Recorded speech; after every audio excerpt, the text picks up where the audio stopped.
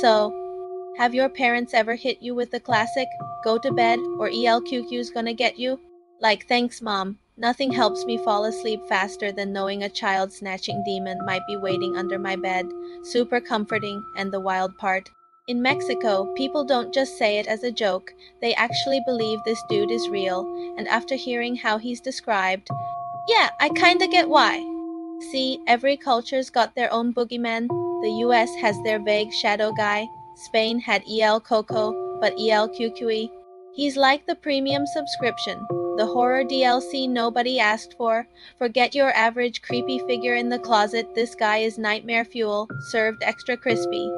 People describe him as this short, twisted little goblin thing, red glowing eyes, teeth so sharp you can practically hear them grind, and skin that looks like it spent way too long in the microwave. Sounds cute, right? Like the kind of thing you'd invite to your sleepover? Yeah, no thanks. But honestly, the worst part isn't even his look, it's how he acts. He doesn't just jump scare you and leave. Nope, he stalks you, watches you, studies you. He's basically that one teacher who knows you didn't do your homework and just stares until you break. Except instead of detention, you get dragged into the dark. Forever. The legend says he starts by whispering your name. At first, it's quiet like a draft in the room. You roll over, ignore it, whatever. But then it gets louder and louder until it's right there in your ear. And when you finally get annoyed enough to look, that's when it's already too late. Some people say he throws kids into a sack, drags them away, and eats them. Others say he doesn't kill you at all. He drags you into some shadow world where you're just stuck forever. No escape. Honestly, neither option sounds great. And of course, there are stories, so many stories, like this one from a small village where kids swore they saw glowing red eyes outside their windows every night, first far away, then closer, then right there at the glass, and then one boy disappeared, gone, no trace. His family swore they heard scratching on the walls the night before, totally fine, definitely not traumatizing at all. Or there's this one from Oaxaca.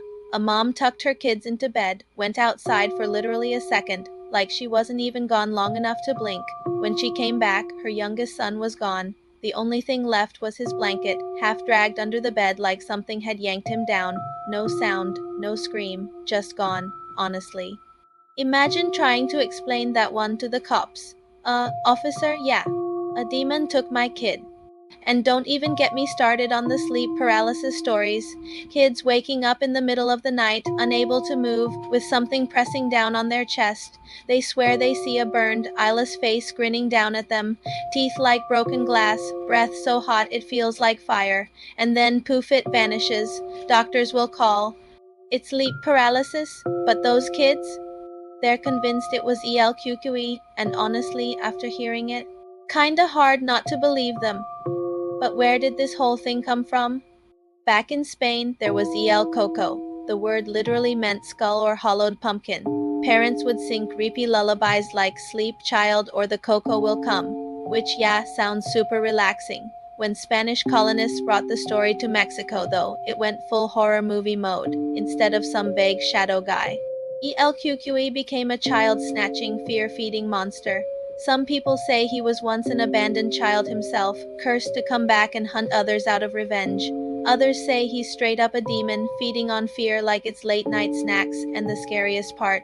People believe the more you talk about him, the stronger he gets. So, yeah, if your room feels a little colder right now, that might actually be my fault. Sorry about that. You'd think this would just be some ancient myth, but nope. Parents in Mexico still use ELQQE to this day. Didn't do your homework? Fine, ELQQE will get you. Didn't clean your room? Oh well, better hope he doesn't like messy kids.